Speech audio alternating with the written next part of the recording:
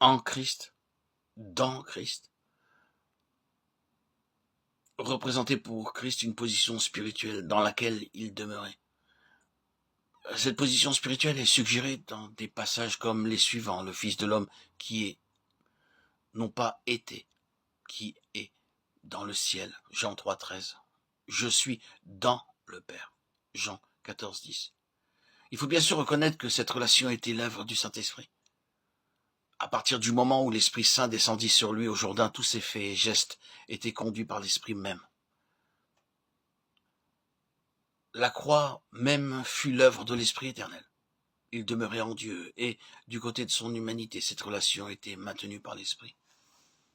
Il y avait des suggestions, des tentations, des opportunités, des possibilités, des méthodes, des moyens, des idées, des provocations, des émotions, des sentiments, et toutes les activités de l'intellect, de l'âme et du corps qui pouvaient se présenter.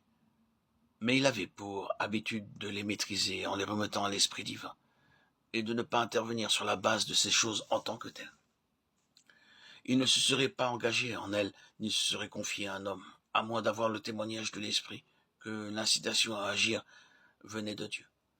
De cette façon, il a été épargné du remords, de la confusion, de la déception, de la honte, de l'échec et du chaos qui s'ensuivent toujours lorsque l'homme naturel s'ingère dans le monde spirituel. Ainsi, ayant oint de l'Esprit, il demeura en Dieu et refusa de quitter cette position. Ce qui est la première importance en manière de plénitude de vie et d'efficacité de service. Ayant été oint de l'Esprit, il ne pouvait demeurer en dehors de Dieu et ne pouvait quitter cette position. Nous ne chercherons pas dans cette courte audio à nous occuper en tout détail de la signification particulière de cette préposition avec, ensemble.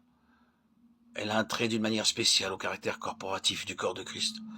Son importance est immense, mais nous ne pouvons pas nous engager ici dans un thème aussi grand. Nous remarquons seulement que son emploi attire l'attention sur le fait que dans la pensée de Dieu, ceux qui sont nés d'en haut ne sont pas simplement des individus séparés, mais qu'ils sont liés les uns aux autres comme les membres d'un corps. Ils sont réciproquement ensemble avec Christ en tant que tête du corps. C'est de cette façon que Dieu les voit dans chaque phase de l'œuvre rédemptrice de Christ. Les paroles du psaume 139, 15, 16 expriment ce mystère. Le développement pratique de cette vérité est traité ailleurs avec plus de détails.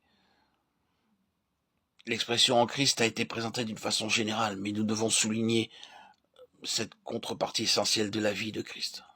Comme le Père est la tête du Fils, de même le Fils est la tête du corps. Et comme il demeurait dans le Père, ainsi il déclare que nous devons demeurer en lui.